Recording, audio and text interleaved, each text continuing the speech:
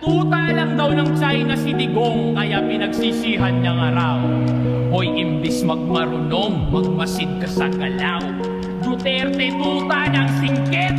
O sige na, edi wow. Basta pag binomba kayo ng incheck, huwag kayong lilipat ang Davao. Tangina, ganito yung mga kuda ng kuda sa internet eh, no? Pag nagkagera, kanya-kanyang tago yung mga putang ina. Ikaw na pumuntang China, gamitin mo yung therapy session, tingnan natin kung tatalab yan sa mga missile nila. Gago! Ilan ko? Duterte, DDS daw, Davao Death Squad. Ano? Di kita masasagot sa ganong paksa na yung krimen sa ganong paraan na pupuksa. Pero kung totoo man, ba't ako magre-reklamo sa ganong banda? Parang kinukompliment mo lang na DDS ang dahilan, mas safest city kami sa buong bansa. Ba't bilyong-bilyong pondo daw sa Mindanao nung Duterte admin? Bakit? Kung hindi dahil doon, malamang hanggang ngayon wala kaming bypass road, tunnel road, investor na dati takot mamuhunan. Naririnig mo lang kasi yung putukan, pero bingi-bingihan pagdating sa pinaghuhugutan. Napupusan lang yung Mindanao ng isang termino. Isang termino! Tingin mo lang agad sukdulan?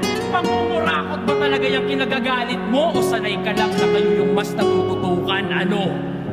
Ayaw mong maging balanse yung bansa, pero panay reklamo na sa akin na bakit yung Mindanao wala masyadong building? Tangina mo! Tinuturing na food basket yun sa atin. Preskong prutas, murang bigas, karamihan doon nang gagaling. Sa bakod namin tinatanim, pero nasa mesa nyo yung pagkain. Ano? Irang to? Dahil ang personal ng motibo kung saan na napupunta? Gusto mong punuin ang building yon? Bakit? Handa ka bang magutom ka? Pero kahit anong pangit ng yung bunganga, wala kang narinig na nilait ko yung politiko mo doon ka sa akin bunganga. Kanya-kanya tayo ng pinagdaanan. Ba't kita didiktahan sa kung ano ang tama? Walang nananalo sa gantong debate, pero talo yung walang pangunawa. Tandaan mo yan. At doon tayo nagkakapareha. Parehong merong hinaing, pareho din na may reklamo. Pero di sapat yung piling lang edukado, dapat dalas mo yung hirap ng mga tao. Ngayon tapos ka na, pakisabi din sa iyong amo, galing pa ng DDS, ikay malinis, train na pa.